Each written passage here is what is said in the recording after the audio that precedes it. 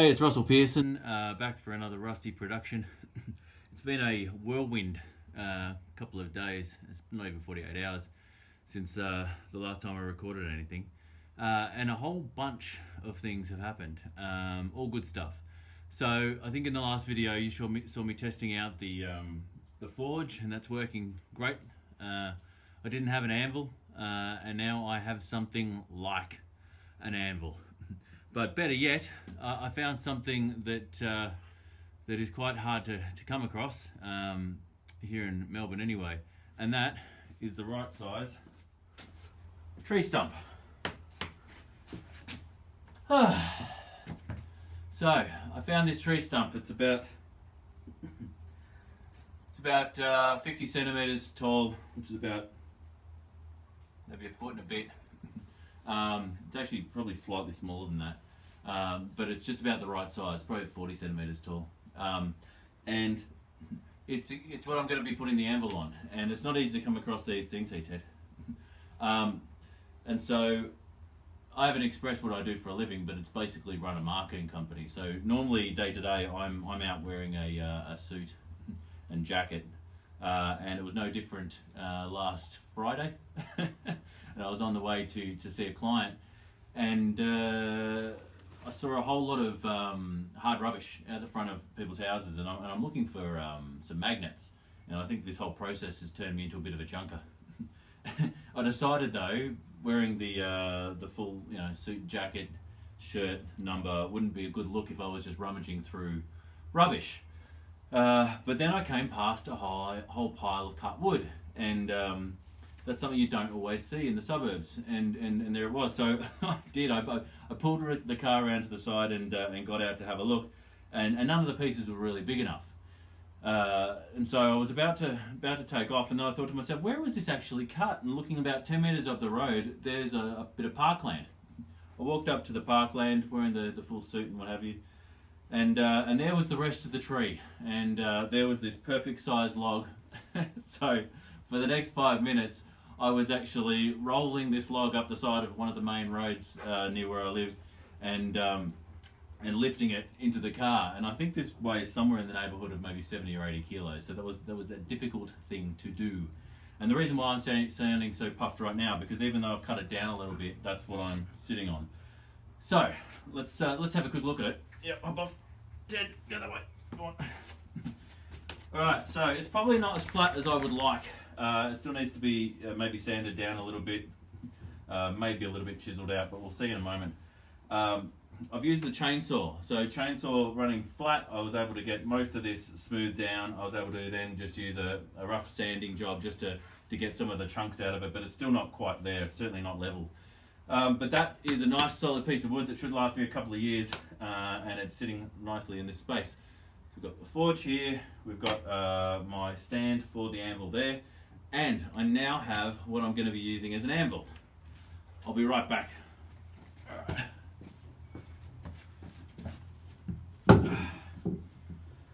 Righto. So that seems like sitting there. So what we have here is a big piece of die cast metal, and basically it's a big piece of steel that's been used as a die for machinery parts or something like that. And I haven't just left it as is, because it came square and it came with 4 holes, and I'll bring it a little closer. It's a bit heavy, but I'll bring it a little closer so you can understand what I've done. So all 4 holes were here. I've angle ground, I guess, down through here and here, cut out a large chunk of steel. That took a while to do. Then I cut a triangle piece through the top here and ground it all the way back, so that in the end I have something. It's not quite a horn, but you can see it gives me an edge that I can actually bend some metal on.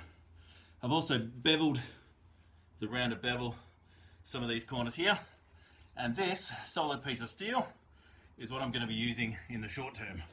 So I'm actually really excited to actually try this out. So let's get it put down here.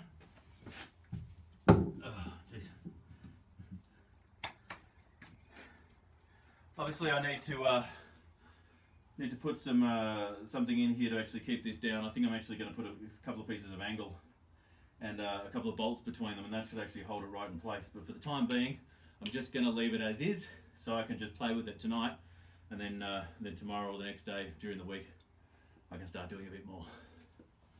So let's get the forge started up, and we'll see if we can get some hot metal onto this anvil.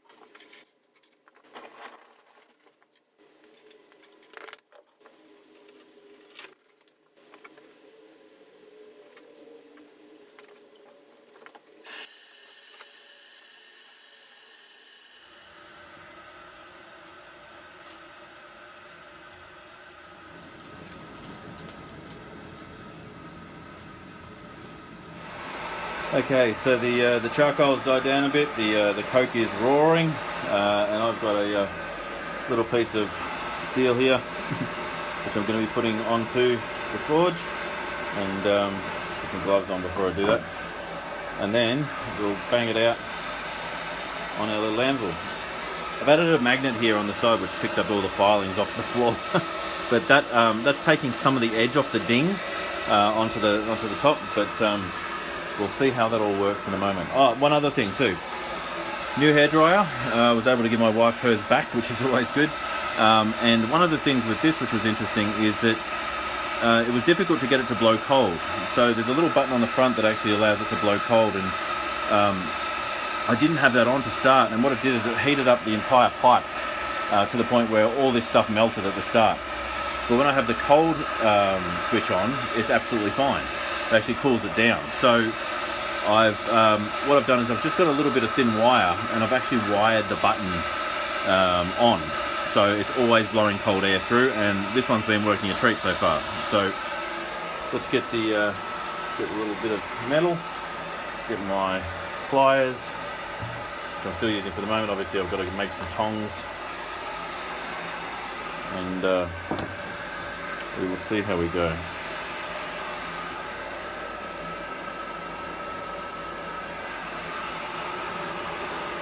Get that on there, and we'll let it heat up, and I'll come back when it's ready to go.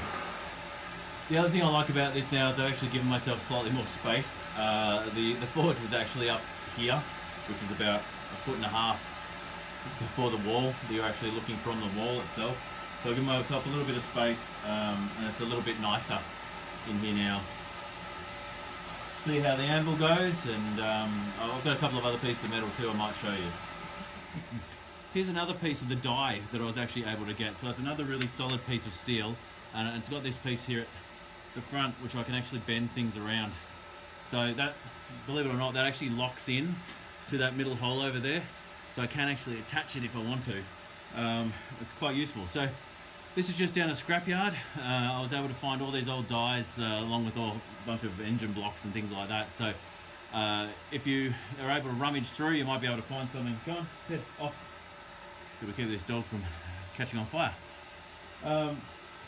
Yeah, so again, we'll have to see how that goes. This is all just experimentation, but I've said 100 times already, this whole blog or this whole series is all about me making mistakes, learning through doing, and learning through trial and error.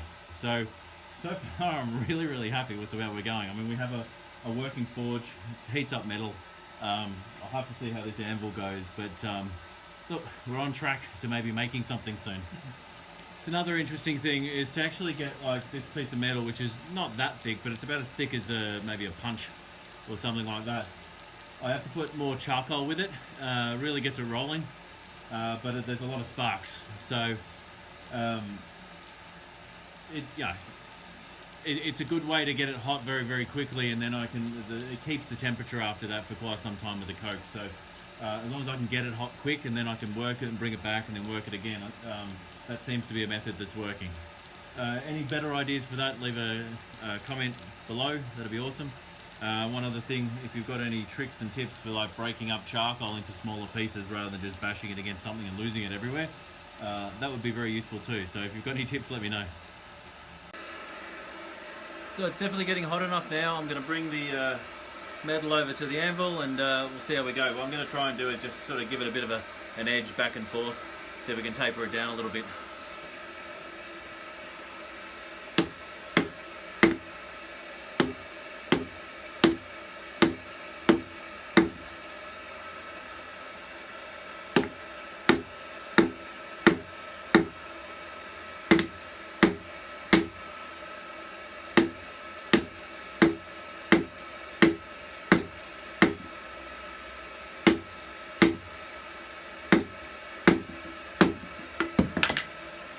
Alright, that wasn't supposed to happen.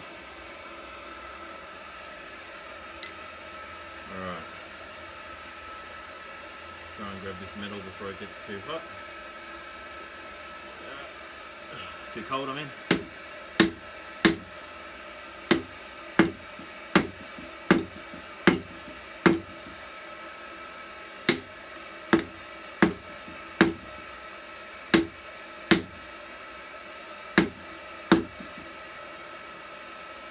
Alright, let's tape it slowly, see if you can see that there, and I'll put it back in the fire.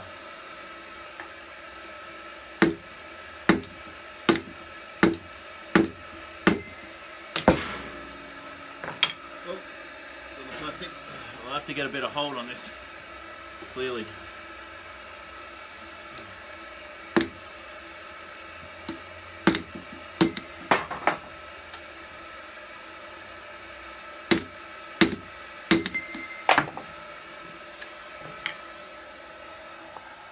So clearly, I've got to get a bit of hold on the steel, and it's likely I may burn the house place down. So the house place. I'm really tired. It took so long to actually cut that anvil piece out today with the grinder that I'm absolutely exhausted. I think that's part of the issue with me trying to get a grip on this, but. I'm going to keep going. I'll get that taper in there, and then we might call it quits for the night. But yeah, it's fun. If I can keep the house from catching a light, I'll be very, very happy. So I've added a bit more charcoal. As you can see, the thing's flaring up again. If anybody's got any tips on how I can actually reduce the sparks, that'd be great. Other alternative is I'm actually going to get a lid and put it over the top here so that at least the air can come through, but it can't spark out. So I'll put a second thinner piece of metal on there too, because I've got to get the temperature right with the forge. It's like it's working, it's just not working as quickly as I'd like it to. So again, just to practice and fold some stuff around, I'll just put that thinner piece on there so I can play with it.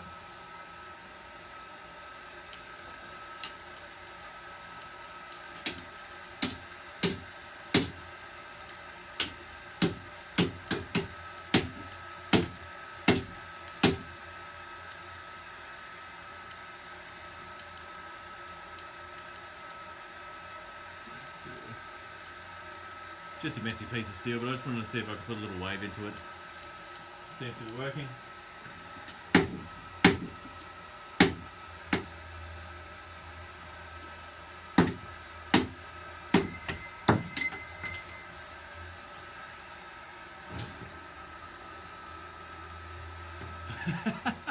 Plenty of mishits there.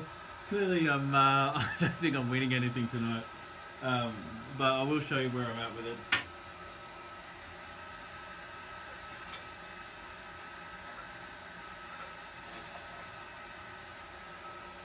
All I'm doing is just putting a bit of a taper in there, and you can see like it's starting to round out through the front.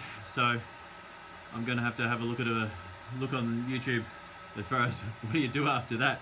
In fact, what I might do from now is actually have a look at a bunch of YouTube videos on what are the basic principles that I need to start to learn or start to understand.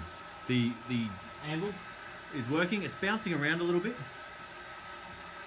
Let me just put the top metal back in here. It's bouncing around a little bit, which clearly isn't ideal, but what I'm going to do is get something on there and obviously get it more level, sand it back a bit, so that I can put some bolts in there just to keep it on the wood, so that it doesn't move at all. But, you know, I'm pretty happy with it. in the next video we'll look at a bunch of things where I've got the piece of the steel in the back there. I think you can see it behind the forge. That plate is going to be going inside here as a bit of a table. So that'll be the next piece of this pie that we need to put together, and clearly get better at using an anvil. So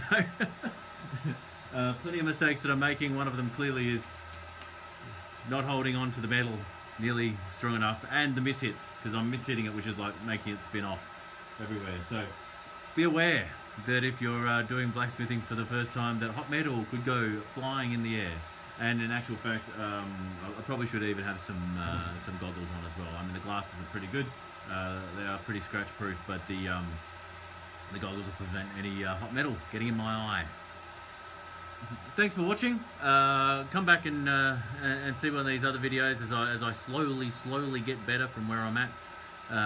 Please subscribe, and you'll be able to see new videos as they come up. Thanks for watching. I hope it's been entertaining.